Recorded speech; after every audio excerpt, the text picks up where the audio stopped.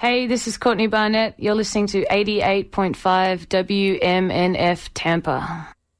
The opinions presented on the Healthy Steps show are the evidence-based opinions of Dr. Fred Harvey, the callers, and his guests. These are not the opinions of the staff, the volunteers, or the board of WMNF. The information provided on the show is not intended to diagnose or treat any disease.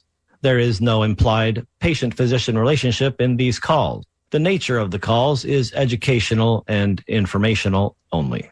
Good morning to you. Yes, you, my esteemed listener and faithful Monday companion, my cherished friend who always keeps your dial tuned to WMNF Tampa, your resistance radio station from Tampa Bay to the Gulf of Mexico, and the only shrewd little FM radio station that Lloyd Dobler streams when he's not listening to Peter Gabriel on his boombox. And you can stream us as well at WMNF.org. Well, great day in the morning to you. Nothing could be finer than throwing open the window to the fresh air of another AMA Ask Me Anything Monday. So my invitation to you today is to call into the Healthy Steps radio show. This show depends on your medical questions, comments, and concerns. So let's keep my favorite phone commander, Sage, busy this morning. Just give us a call at 813-239-9663. Again, that number to call is 813-239-9663. You can also send an email to dj@wmnf.org. And if that weren't enough, you still can send us a text at 813-433-0885. Good morning to you, Dr. Harvey. I hope that you had a spectacular weekend and that you are now rested and fully prepared to guide us through another AMA Monday. Your loyal and sagacious listeners have waited a week for this moment, so let me turn the show over to you as I sulk out of here. What is the new lay of the land today, Doctor? Good morning, Bill, and Happy New Year to you and everyone. And back at you there, Doctor. I hope you're having a great year so far, and it just continues with, I was going to say surprises, but we don't know where that could go. But yes, with wonderful things for you and everyone you love there, Doctor. How about changes? We're going to have some profound change this year, I think. And hopefully. Yes. So, wow, it's in the news again. I love the way the media blows things out of proportion. The way that bad news is promulgated in our 24/7 news cycle is pretty amazing. They're talking about super flu, a non-medical term that is really inaccurate. There is no super flu. So take a big breath and let it out. And don't listen to these fools that keep talking about this year's super flu. It's not. It is the same flu that we always deal with, H3N2. That's the genetic description of what scientists call this specific version of influenza type A. There's an H1N1 that's called swine flu. That doesn't make it around much, but it's always included in the mix because it's a bad flu. But H3N2 is what we're experiencing this year, and it's just slightly different. 87% of the people or the specimens that have been recovered have found a variant protein on the surface of this virus. It's still H3N2, but it's called subclade K, meaning that it's just got a slightly different presentation. And so because it's got a little bit of different protein on the surface, and it is the proteins to which the antibodies that we make when in our immunity, that's where they attach.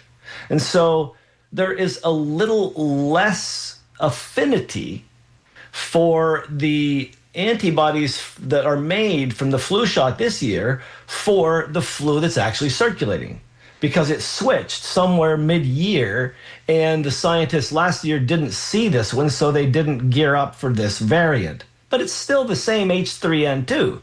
So it does evade the shot immunity somewhat. And so that results in increased incidence. So we're seeing a vast increase in incidence this year, and early too. It's very early. Usually we look at the East. We look at the other hemisphere first because the flu tends to wash around the planet in a wave, and it starts in the East and comes west. So Japan usually has a peak in February. Their peak was in November, and it may still be rising. And so we have a lot of incidents. What's interesting is during the pandemic, incidents of the flu went down.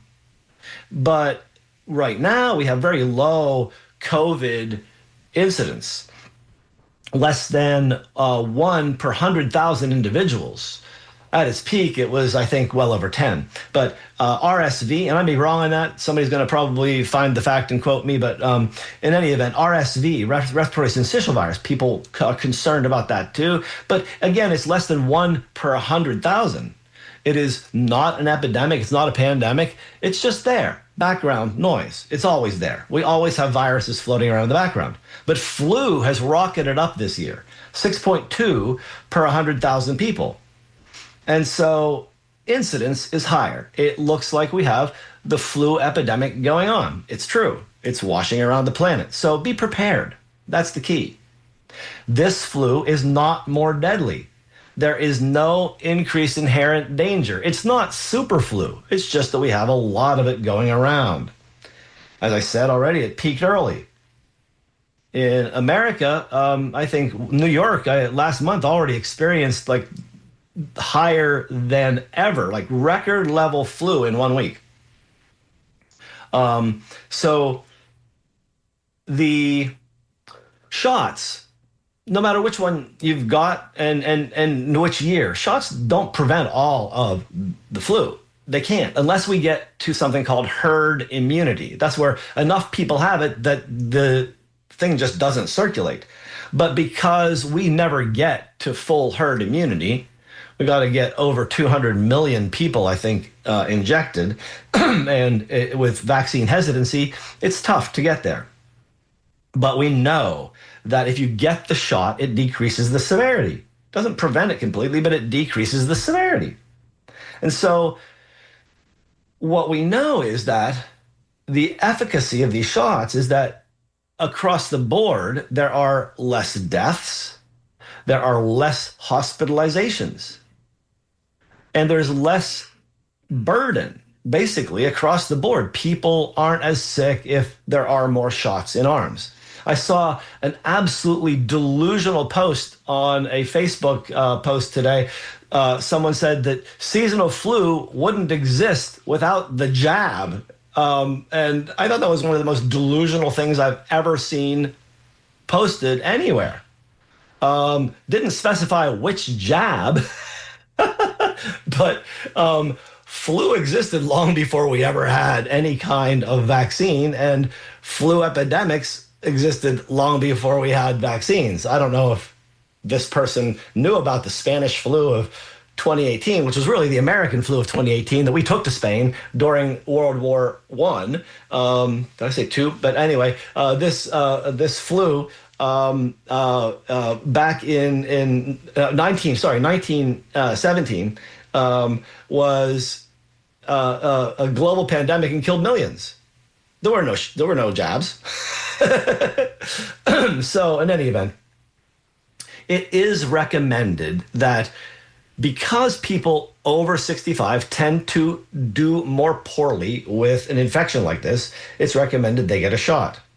Medically, chronically ill people, lung disease, heart disease, diabetes, cancer, other problems, they should consider a shot. Pregnant women could consider a shot. And 6 months to 5 years, they have more severity of illness.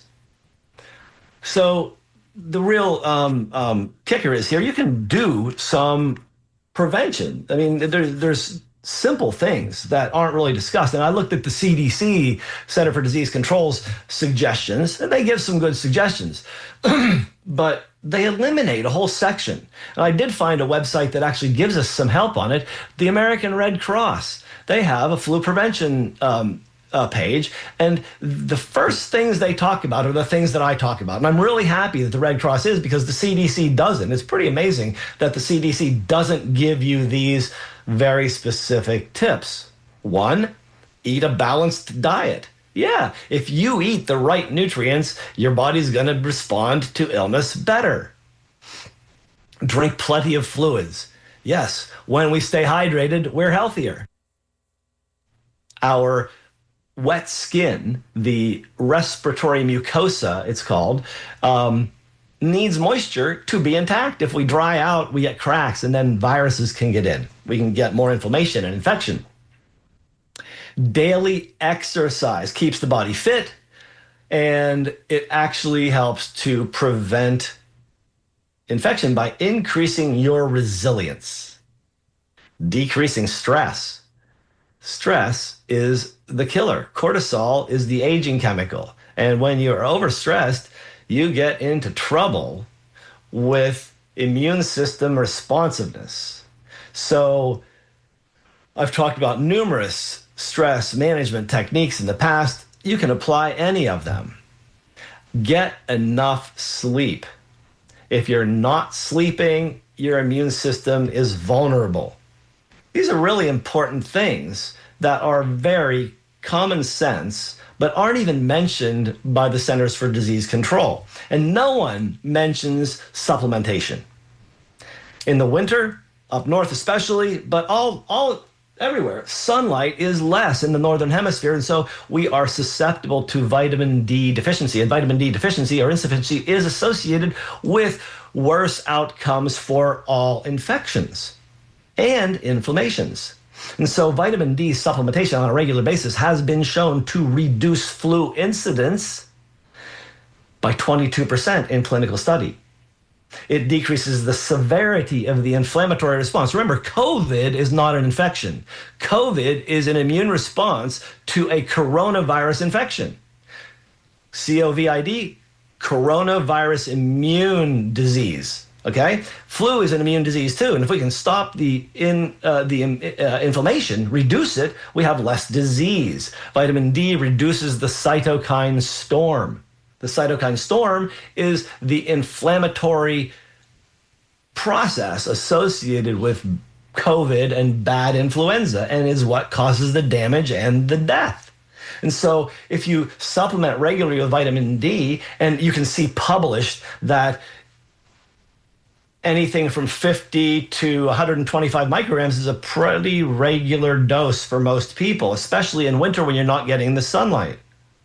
Quercetin, Quercetin, that is a natural occurring substance that is in red onions and red apples. It's a red pigment. It interferes with flu entering cells. So it actually prevents the severity. And studies have shown that 1,000 milligrams a day have decreased severity and sick days in fit people over 40.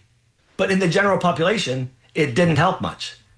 Take this factoid to the gym with you.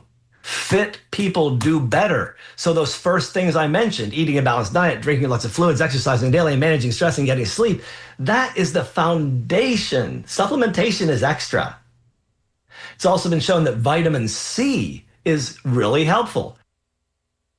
It doesn't treat the cold, it doesn't treat the flu, but if you take between 1 and 2 grams a day consistently on a regular basis, the severity and duration of influenza and all upper respiratory tract infections, colds, etc., are reduced. Vitamin C is helpful. Zinc is another supplement that can be useful, 25 to 50 milligrams a day. Studies show that it decreases the severity and the duration of the flu. There's a couple other things you can do. These are the simple, make sense things. Wash your hands regularly. If you're out in public and you touch a doorknob, don't touch your face. Go and, if you have no access to soap and water, get some alcohol-based sanitizer while you're out, but wash when you get home. And don't touch your eyes, nose, and mouth when you're out in public. Avoid or minimize contact with sick people. Stay away from them if they're coughing. Walk away. It's better for you. And if you are coughing, stay home. Please don't burden us with your illness. But if you have to go out because you have no one to go and get you your vitamin C or whatever it is that you need, cover your mouth. Put a mask on and protect us, please. Be nice, be kind, be compassionate, be ethical. Cover your face if you're coughing.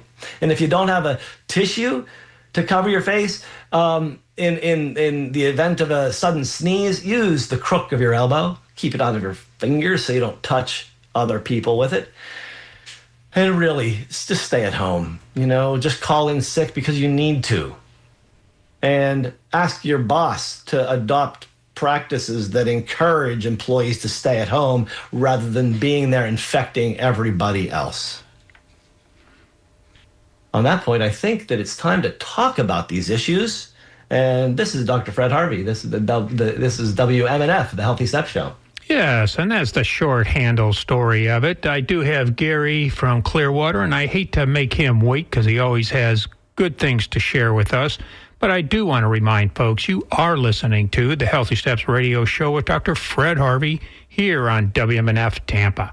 And we're inviting you to participate by calling with your medical questions or concerns. Dial 813-239-9663.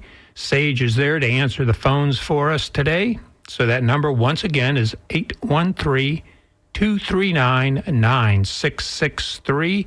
And continue to send your emails to dj@wmnf.org. Let's go to Gary in Clearwater. Good morning, Gary. How are you in this new year? Well, Happy New Year, you guys. Happy New Year, Gary. Thank you.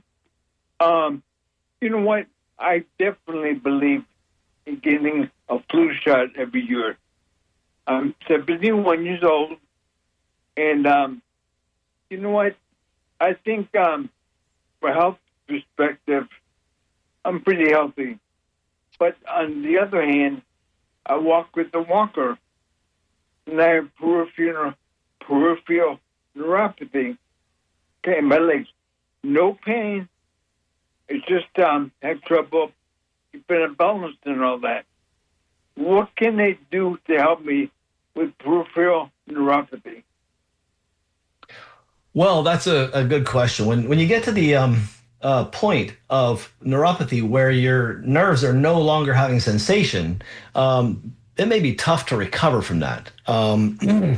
When neuropathy begins, people often experience burning, tingling, icy, cold sensations in their extremities. But as that goes on and those sensations burn out, the nerves are kind of dying off. And at that point, it may be more appropriate to start working with dealing with that lack of sensation.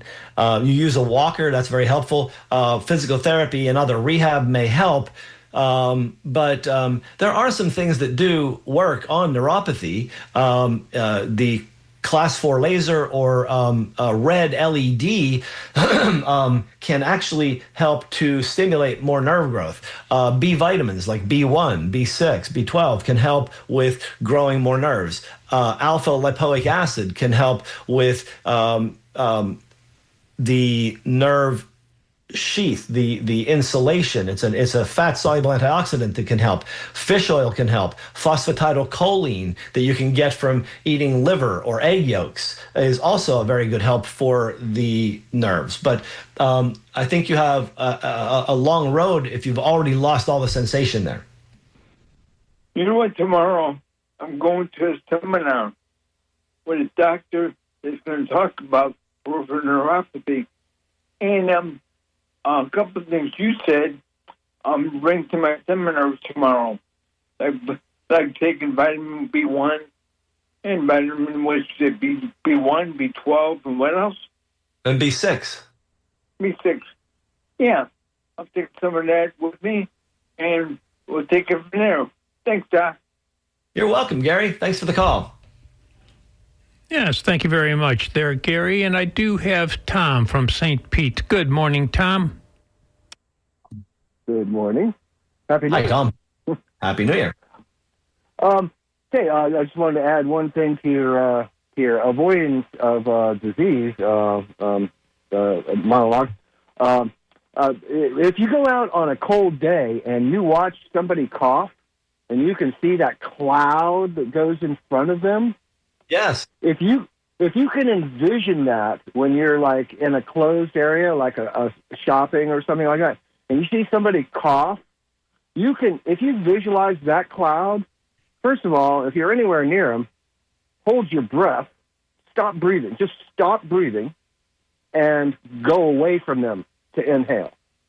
But especially avoid where you can envision that cloud going, because if they're sick, when they cough, that's the germs that cause the disease are going up. That's how it reproduces, is through the cough, the aerial one. Exactly. You know. So it's a really good point. There's some great videos out there. You can look at it. Just video of cough cloud is a great search, and there are probably 50 different places that have videos of this. Yeah, right, and very useful, and I think it's helped me. Anyway, on to my question. Hey, I go to the beach on the weekends, and I drink green tea, cinnamon green tea when I'm out there. And I tell you, I go for 7. I leave my house at 2 in the afternoon. I come back at 9 o'clock at night. I drink over a quart of tea, and I don't really. Now I know I'm exercising, but even on a cold day when I'm not really sweating, I don't really have to urinate for the entire time. And when I get home, it's not an excruciating immediate need. But there are other times when barely an hour goes by, and or you put your hands under warm water or something like that, triggers it, and you have to go. It's like I can't hold it. I'm not yet incontinent, but it's really painful and difficult to maintain.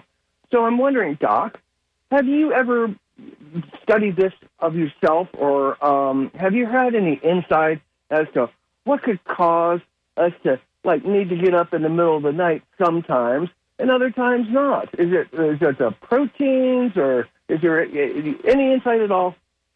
I have a feeling that your fluid intake may be inconsistent. Like some days you may do 4 liters, other days you may do 2 liters. And if you're doing 2 liters on a day that you're spending 8 hours at the beach, you may be dehydrated. Well, I keep a pretty constant fluid flow. As I've gotten older, I've been very conscious that our body is a sponge, and you don't want your sponge to dry out.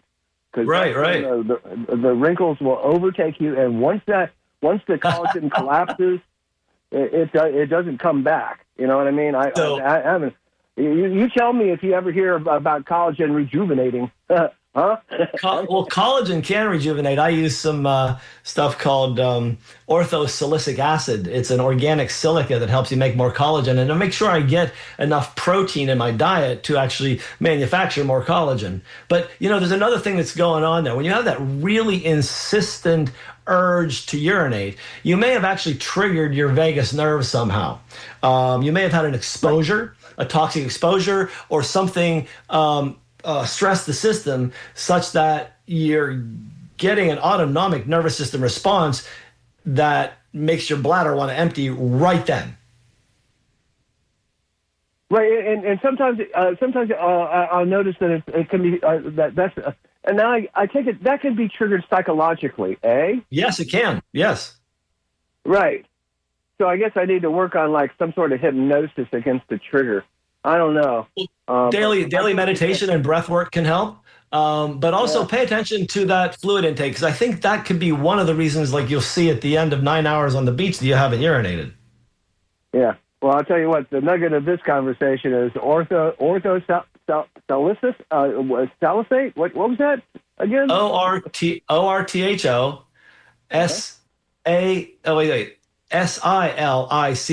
silicic. It's silicone or silicon in an organic form. Brand name Regenemax or Biosil.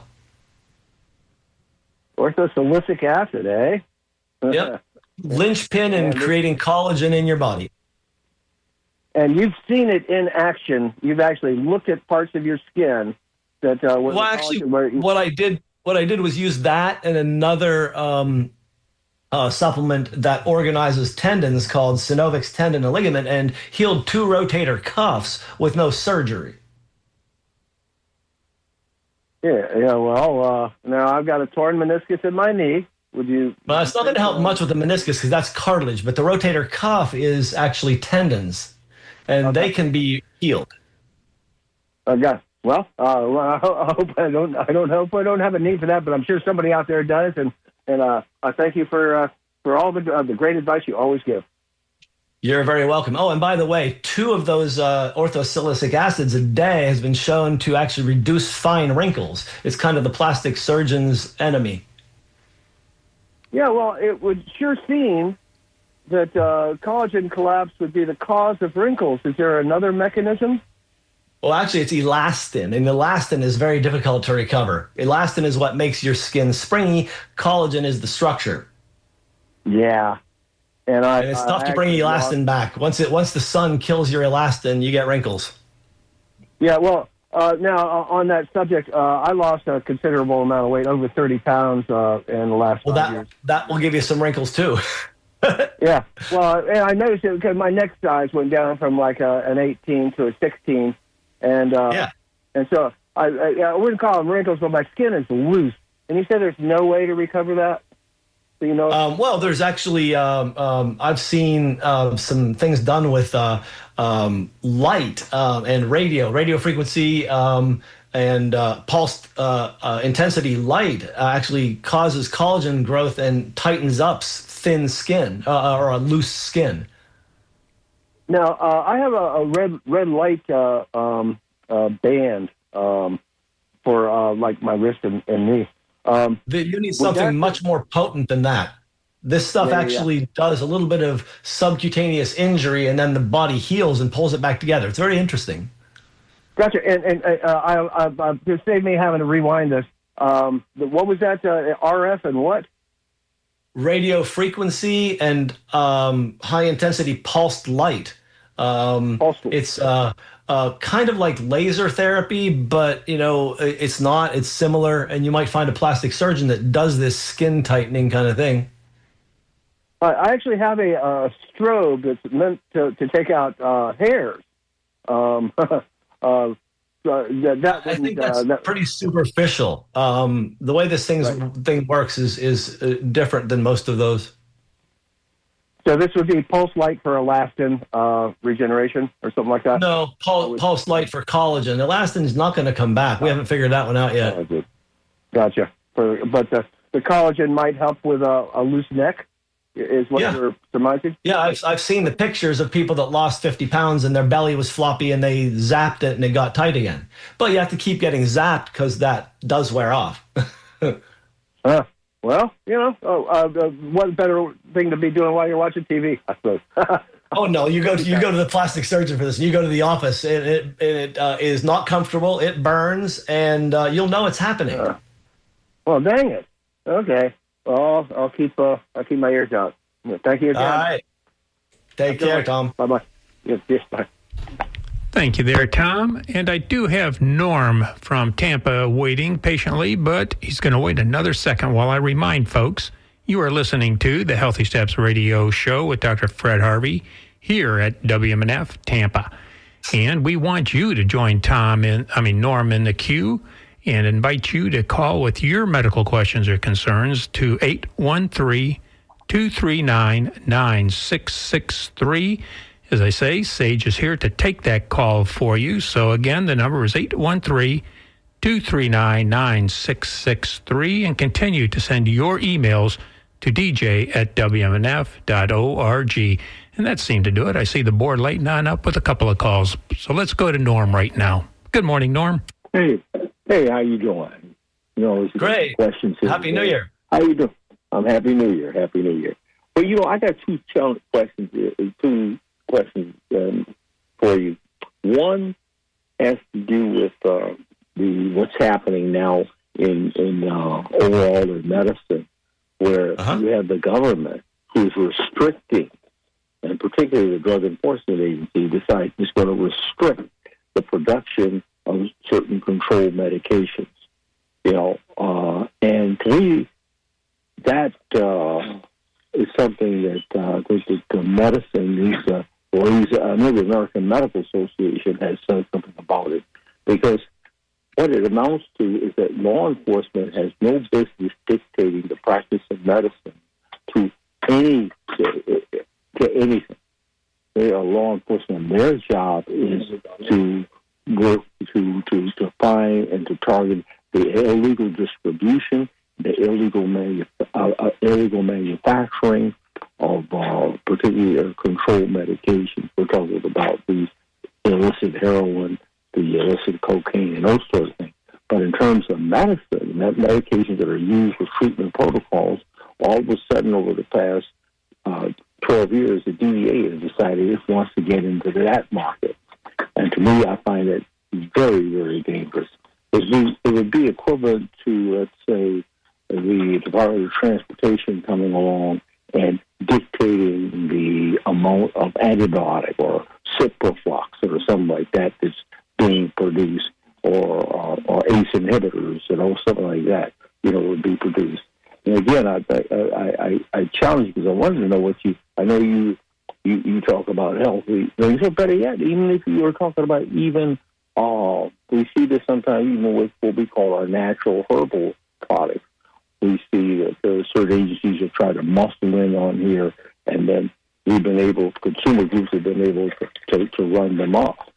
And the second thing I wanted to bring to you is a misconception that for some reason, I guess it says it's called a vital sign. We talk about respiration. What's the second question? About vital signs. Vital signs. About vital signs? Vital signs. Respiration, blood pressure, temperature, and pulse. Okay. What about it? All right. Here's the question I have. It used to say that pain was the fifth vital sign. And folks, that can't be possible.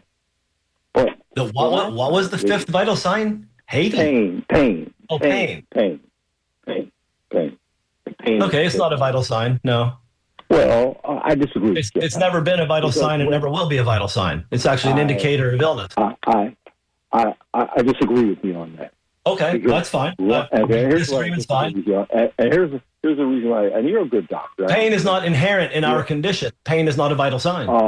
It's not something that we're born with. It's not something it's an indicator of dysfunction, sir. It's not a vital sign. Yeah, let me speak. But anyway, let me respond to the first question first. Okay. The DEA issue. So we do know that the DEA does set quotas on controlled substances. We do know that these controlled substances have had a vast problem with overuse, illicit use, and diversion. We know that the what's the name of that family? The Sachs family that produced the opiate crisis to make money should be in jail, but they aren't, because our government's fascist and it colludes with corporate owners and corporations to control us. We know that. That's fascism. But there's an issue I have with the concerns we have over key controlled substances. Like the biggest one that's really an issue today is stimulants like Adderall, Ritalin, Concerta, and Vyvanse. Well, considering that psychiatry doesn't do any kind of diagnostics that would indicate what they are treating with ADHD medications, since ADHD is simply a made-up diagnosis with no biologic basis anywhere in pathophysiology, these are made up medications for made up diseases. We need to actually treat humans and elevate their health so that they don't have ADHD anymore. But these medicines don't treat a disease that's actually documented to exist. They treat a set of symptoms that could be due to a lot of other things. And in addition, there are many other ways to deal with pain than using opiates. The problem is our society goes for the actual shortest route to get the patient out the door. Thus, an opiate prescription is often given. There are other ways to deal with things like pain. And I thank you for the opportunity to describe these problems. please let me respond to that, because I respectfully disagree with you on nearly everything. I do understand that you would disagree with me on nearly everything, but right. I don't have time to continue a debate about this because we have 5 other callers, and I'll move on to the next caller. Okie dokie, and that next caller is calling all the way from Illinois, one of our favorite Northerners, Greg. Good morning to you there, Greg. Good morning and Happy New Year, gentlemen, and I'll go right to the point. We suspect that there might be a mold problem. My partner has had some things in her house happen and some just kind of some preemptive information, so we're starting the process of maybe investigating that. And the question we have is, she came across in some of her research that perhaps, and this is where Dr. Harvey can come in, that a gold standard to determine if there's actually mold in your system is a urinary test, or is there even such a standard to determine once, you've been exposed if it's in your system? And the other question is, are there any companies that are kind of maybe nationally recognized? We found that there's some kind of conflict of interest in companies that do mold testing, but then also do the remediation. So there may be a trust factor whether there really is mold because they want to come in and do the remediation.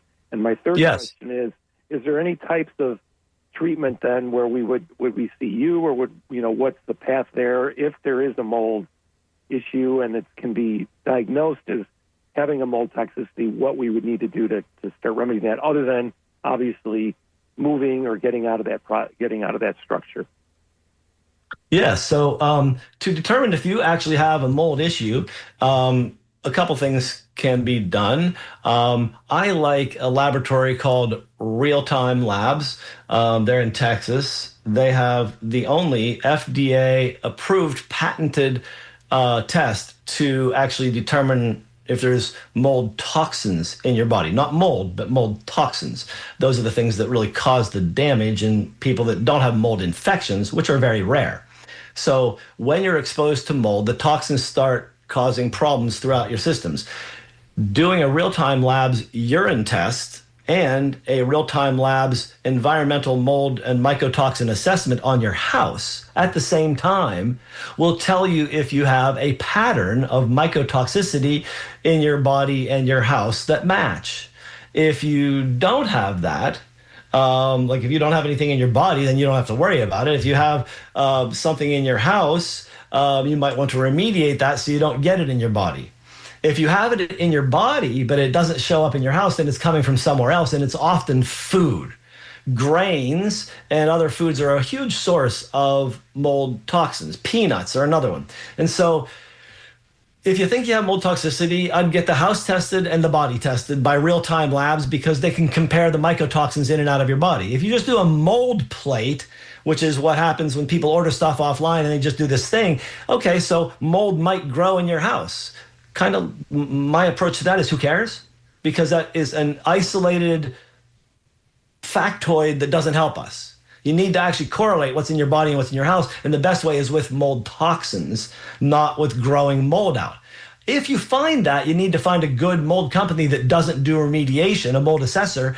I use one in Tampa called Certified Mold Assessments because they refuse to even do any kind of thing with remediation. They'll give you a list of people that do it, that they have witnessed that they do good work, and when they go back in and reassess, the mold's gone. So they'll give you a list of people you can choose from, but they don't have an association. So yes, there's ethical people out there. The first person that came to my house actually also was recommending the remediation. So I know they were unethical because they didn't find the mold problem that was really the problem.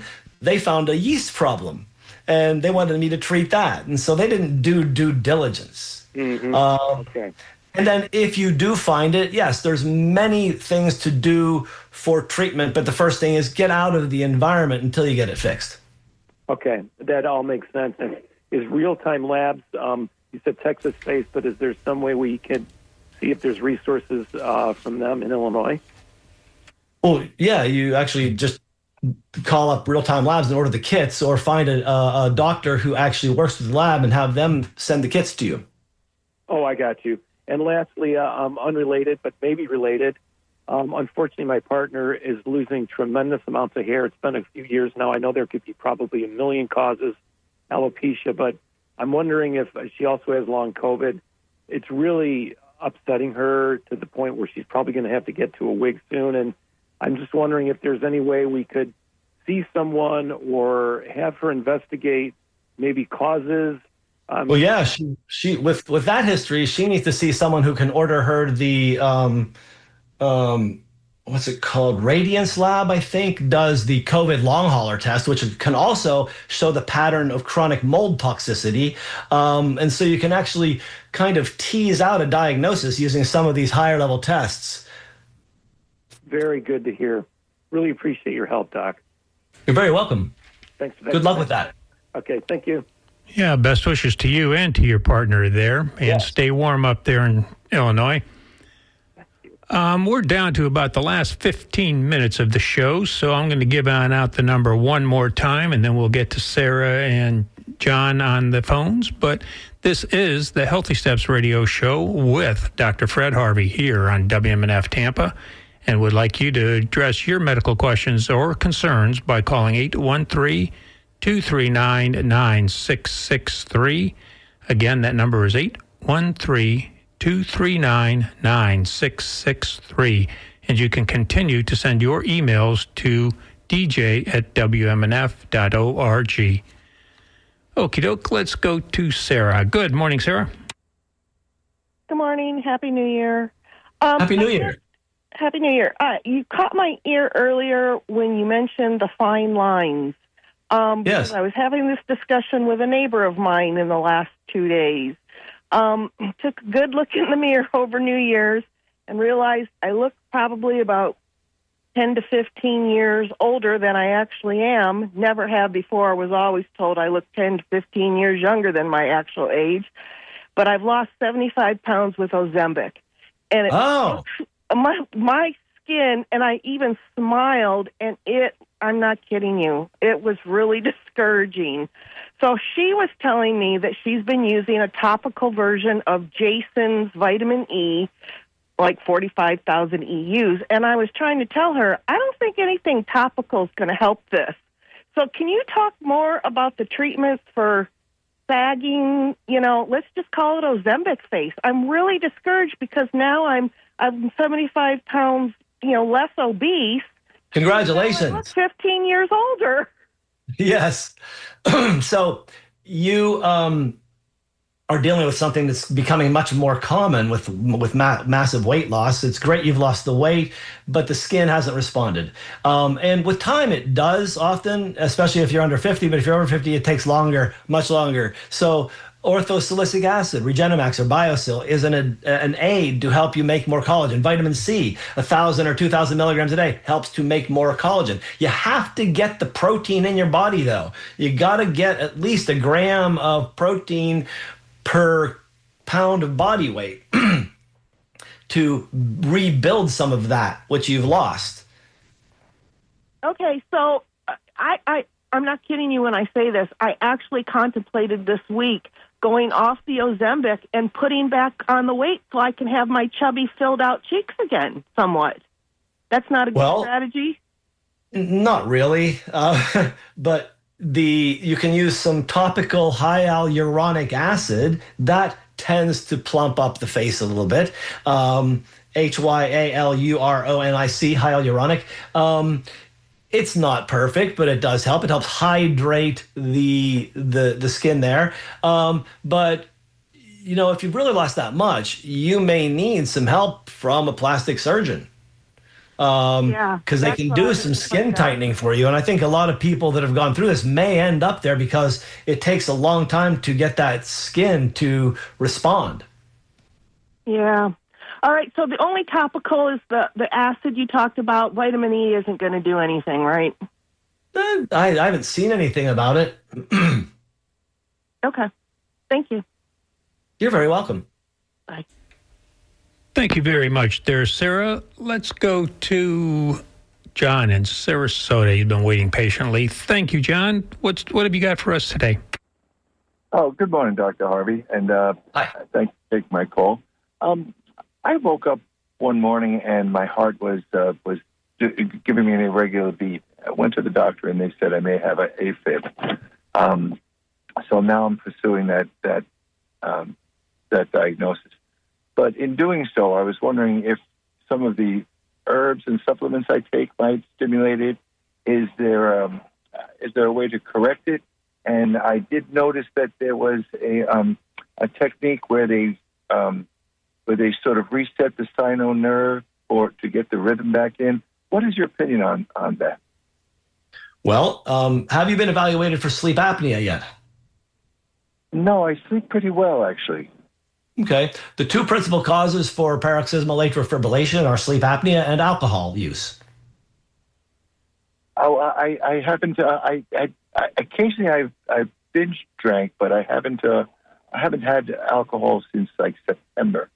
So okay, so alcohol damage. I don't know if I caused damage at that time.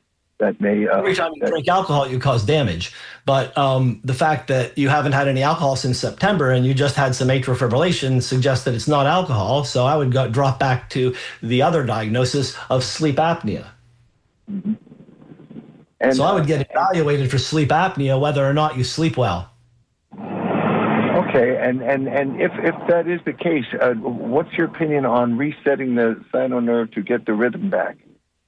I think that doing a cardioversion is a definitive way of stopping paroxysmal atrial fibrillation. It will put it back into sinus rhythm. However, it's not a permanent thing, and it's also nothing I would do prior to getting evaluated for sleep apnea, because that's the principal cause. And treating sleep apnea is the way to do it, not treating your heart. Right, and some of the ways to treat sleep apnea? CPAP, electrical stimulation, tongue devices, dental splints, chin straps. Depends on how severe and what's going on. Yeah, I mean, it's reported that I don't snore. I sleep pretty soundly on my side in one sort of regular position. So I'm a little dissuaded toward that thing. But of course, I will have to do a testing to find out, maybe a sleep monitoring device or something of that sort. Yeah, your doctor can order a home sleep study.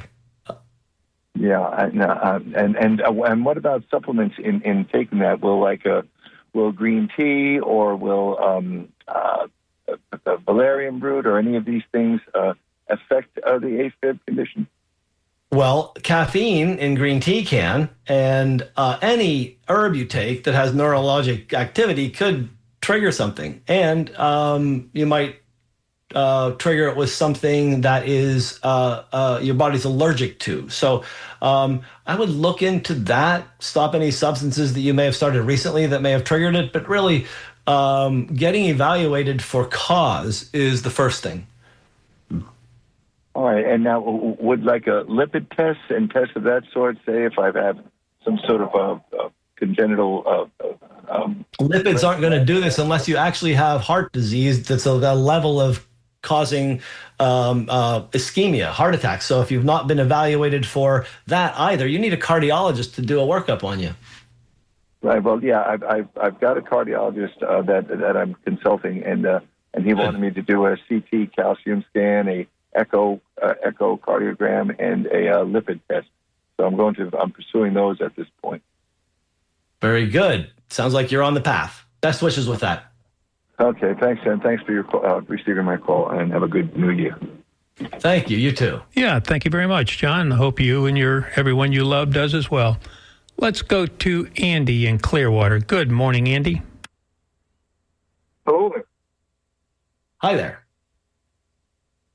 I recently was hospitalized with a hypoglycemic crash, and I've been treated for polycythemia vera and adenoma of the pituitary and hypothyroidism.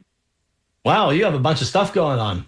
Yeah, I was wondering, this all started out at near the beginning of November when I couldn't, after a night, I threw up my meal the next morning whole. And then I let it go a little too long, and I went in to be stabilized, and they started to find all this stuff, and I started going in for 5 days, and wow. I never want to go to a hospital ever again in my life. But there's one drug in particular, hydroxyurea. How dangerous is that? I know they use it for... Super safe. Oh, it is? Yeah, people take it for years to keep the polycythemia vera under control. Okay. I wanted some other input on that. Yeah. Sounds like you need a functional medicine consultation. You have a lot going on there, guy. I would go to ifm.org and do a doctor search. What's up in Clearwater? I'm up in Clearwater here. That's good. Yeah, so ifm.org, you can do a physician search, and it'll give you somebody within 25 miles. All right, then. Okay, I guess that's... Good luck, sir. Okie doke. Yeah, thank you very much there, Andy. And Tom, we're down to about the last 2 minutes, so if you got a quick question, take it away. Okay. All righty. Good morning, doctor. Wondered what the medication you mentioned for healing tendons in rotator cuff problems. It's not a medication, it's a supplement, and it's called orthosilicic acid, brand names Biosil and Regenemax. And then the other one was Synovix, Synovx, tendon and ligament. It helps reorganize. It's a hyaluronic acid collagen combination that's really amazing. Okay, so Synovix is the combination one. Yeah, Synovix is the brand name of tendon ligament, the combination. Yes. Okay, because I've had a shoulder replacement on one side, and on my right side, my rotator's worn out, but I don't really want to get another replacement if I can avoid it. I don't blame you. Start working with some good physical therapy, maybe some class 4 laser with a good chiropractor, some deep tissue work to get the shoulder moving, and get those supplements on board. You might find that it gets fixed. Yeah, I'm hoping the supplements will. It goes back and forth, and I take a lot of supplements. Well, these are specific for tendon repair and collagen. But thank you, Tom. Good luck with that. I'm going to answer a couple emails. Okay. All right. Thanks, Doc. Bye. Bye-bye. Yep. Bye-bye. Hey, Doc, can a truss help a smaller inguinal hernia? Yeah, a truss is like a jock strap that's reinforced and it holds it in, but it's not a complete treatment. It's just something that is going to hold you steady until you can get to the surgeon for the repair. Let's see. Here's one. How much vitamin C did I suggest? 1 gram to 2 grams a day. Here's one. Thought you'd get a kick out of this. They're coming back hard and fast on social media. They want to treat a parasite that's causing type 2 diabetes. I love these social media stories where they come up with something that's causing problems that aren't caused by that thing. Thank you, Pete. You always have a good email for me. And then what do I think about removing junk food from SNAP eligibility? Awesome. Get rid of it. No soda should ever be available on SNAP stamps, period. It's not food, and neither are most of those junk food things in bags. Hey, thanks, everybody. This has been a great start of the year show. Excellent questions, wonderful input. Thanks for calling, and thank you, Bill, for opening up the year with a great intro. And Sage, thanks for answering those phones. Thanks, callers. See you next week.